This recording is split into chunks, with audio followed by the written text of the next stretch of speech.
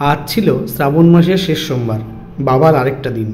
তাই আমি আর জগদ্দল বেরিয়ে পড়েছিলাম বাবার পুজোর উপকরণ আনতে। আজ সকালটা ছিল মেঘাচ্ছন্ন, তাই রাস্তায় ভিড়ও ছিল অনেকটাই কম। তাই আমি আর জগদ্দল গল্প করতে করতে পৌঁছে গেলাম ফুলের দোকানে। ফুল নেওয়া হয়ে গেলে আবার চললাম আমরা বাড়ির উদ্দেশ্যে। আকাশে মেঘ দেখলেই জগদ্দল বাইরে বেরোতে চায় না। তার কারণ ভাড়া বাড়িতে ওকে যেখানে রাখা হয় সেখানে ছাদ না থাকায় ওকে সারা রাত বৃষ্টিতে ভিজতে হয়। এরপর নিজে স্নান করে বাবার গায়ে ভালো করে ঘি মধু মাখিয়ে স্নানের জন্য তৈরি করছিলাম।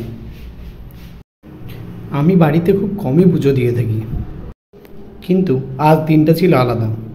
বাবার পুজোর সাথে সাথে আজ সবগুলো ঠাকুরকেই পুজো দিলাম।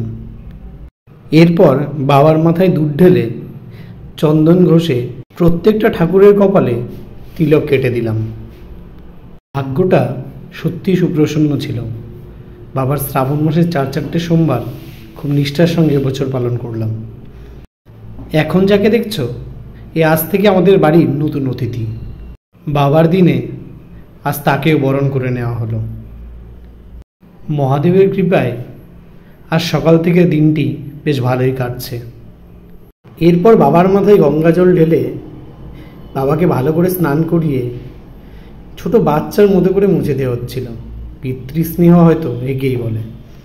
পুজো দিতে দিতে বাবাকে মনে মনে বলছিলাম, তোমার আশীর্বাদ না থাকলে হয়তো তোমাকে পুজো দেওয়ার এই সৌভাগ্যটা আমার কোনোদিনই হতো না।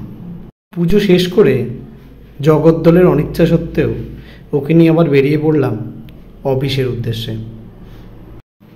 জগদ্দল মুখ গোমরা করে থাকলেও মানা করলো না, জানে ওকে ছাড়া আমি অচল।